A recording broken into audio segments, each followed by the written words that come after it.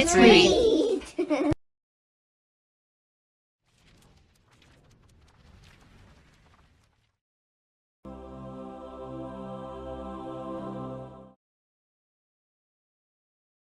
Chapter 17, Uncle.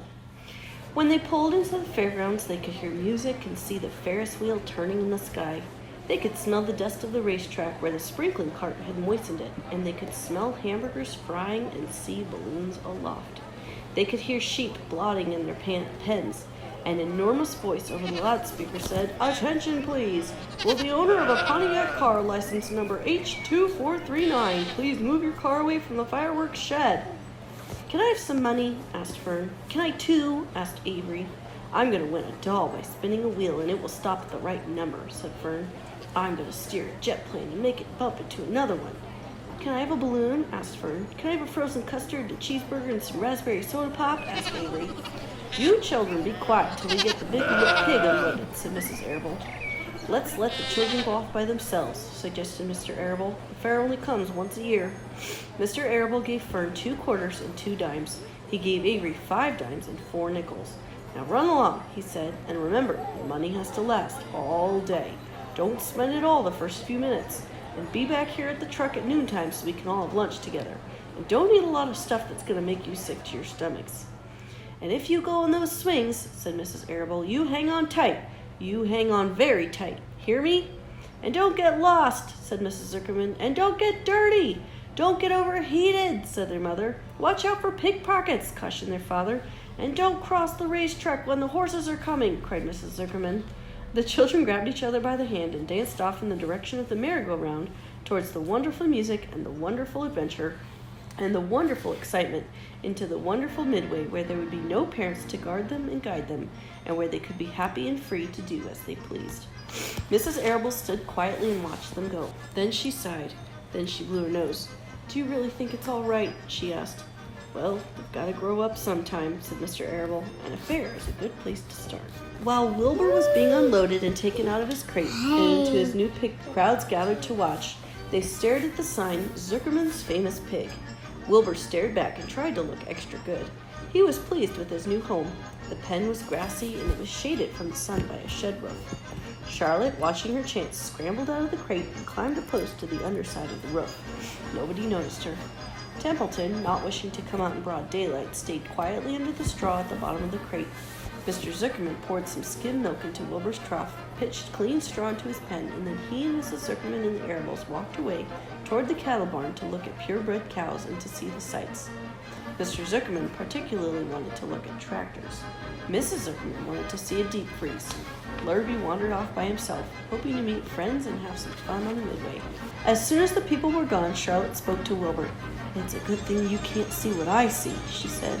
"What do you see?" asked Wilbur. "There's a pig in the next pen, and he's enormous. I'm afraid he's much bigger than you are." "Maybe he's older than I am, and has had more time to grow," suggested Wilbur. Tears began to come to his eyes. "I'll drop down and have a closer look," Charlotte said. Then she crawled along a beam until she was directly over the next pen. She let herself down on a dragline until she hung in the air just in front of the big pig's snout. "May I have your name?" she asked politely. The pig stared at her. "No name," he said in a big, hearty voice. "Just call me Uncle." "Very well, Uncle," replied Charlotte. "What is the date of your birth? Are you a spring pig?" "Sure, I'm a spring pig," replied Uncle. "What'd you think I was? A spring chicken? Ha ha ha, that's a good one, eh, sister?" "Mildly funny," said Charlotte. "I've heard funnier ones, though. Glad to have met you, and now I must be going." She ascended slowly and returned to Wilbur's pen. "He claims he's a spring pig," replied Charlotte, "and perhaps he is. One thing is certain, he has a most unattractive personality.